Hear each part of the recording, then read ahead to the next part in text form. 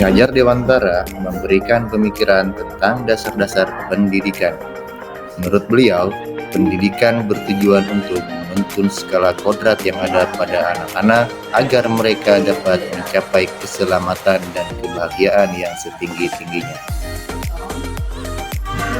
Pendidik itu hanya dapat menuntun tumbuhnya kekuatan kodrat yang ada pada anak-anak agar dapat memperbaiki lakunya hidup dan tumbuhnya kekuatan kodrat anak.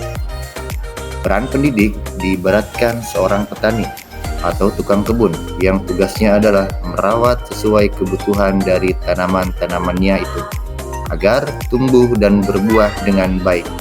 Tentu saja, beda tanaman, beda juga perlakuannya.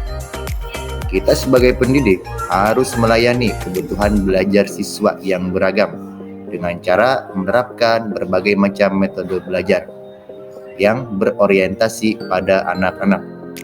Kita harus memberikan kebebasan untuk mengembangkan ide anak, berpikir kreatif, dan mengembangkan bakat anak, atau yang sering kita kenal sebagai merdeka belajar.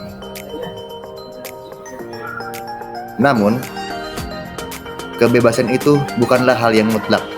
Kebebasan yang dimaksud adalah kita sebagai pendidik harus menuntun, mengarahkan anak didik kita agar anak didik kita tidak kehilangan arah yang membahayakan dirinya. Sebagai pendidik harus terbuka dan mengikuti perkembangan zaman yang ada. Namun, tidak semua yang baru itu baik perlu diselaraskan. Indonesia memiliki berbagai macam budaya, kultur yang beragam, yang mana kultur budaya Indonesia yang ada dari Sabang sampai Merauke bisa kita jadikan sebagai sumber belajar siswa. Karena beliau menjelaskan bahwa dasar pendidikan anak berhubungan dengan kodrat alam dan kodrat zaman. Kodrat alam yang kaitannya dengan sifat dan bentuk lingkungan di mana anak berada. Sedangkan kodrat zaman berkaitan dengan isi dan iramanya. Artinya, setiap anak sudah membawa sifat dan karakternya masing-masing. Sebagai guru, tidak bisa menghapus sifat dasar tadi, sifat bawaan. Yang bisa kita lakukan adalah membimbing anak-anak agar muncul sifat-sifat baiknya sehingga bisa menutupi sifat-sifat jeleknya. Dalam pembelajaran, hendaknya kita harus memperhatikan sifat atau kodrat anak yang gemar bermain.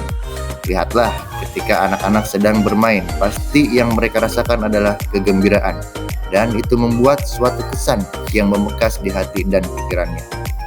Hendaknya, dalam pembelajaran harus memasukkan unsur-unsur permainan agar siswa senang dan tidak bosan, seperti permainan tradisional, yang mana permainan ini sering saya adopsi dalam bentuk pemanasan, dalam bentuk permainan.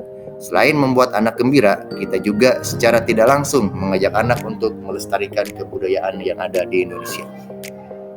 Hal yang terpenting yang harus dilakukan guru itu harus menghormati dan memperlakukan anak dengan sebaik-baiknya sesuai kodratnya.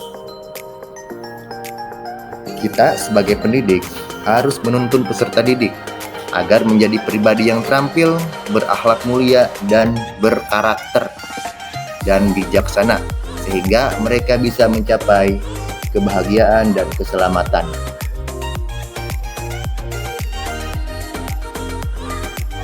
Perubahan dari pemikiran dan perilaku saya setelah mempelajari modul ini, setiap yang kita pelajari pasti menemukan hal-hal yang baru.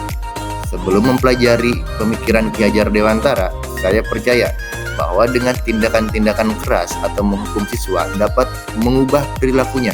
Namun perubahan yang terjadi hanya didasari dengan rasa takut dan sifatnya sementara, bukan atas kesadaran pribadinya. Sebelum saya memahami adanya kodrat zaman dan kodrat alam, saya sering marah-marah kepada peserta didik jika ada anak yang lamban dalam pembelajaran, belum bisa berbuat banyak dalam memberikan model-model pembelajaran. Hal-hal yang saya terapkan agar kelas saya mencerminkan pemikiran Ki Hajar Dewantara. Yang pertama, tidak memberikan hukuman yang sifatnya tidak mendidik. Sabar dan ikhlas dalam membimbing dan mendidik anak. Lebih dalam mengenal karakter siswa. komunikasi dengan wali murid seperti melakukan visit atau kunjungan kepada rumah peserta didik, melaksanakan pembelajaran yang menyenangkan melalui media audio visual dan berbasis permainan, yaitu dengan menerapkan permainan tradisional dalam pembelajaran PJOK. Demikian yang bisa saya sampaikan.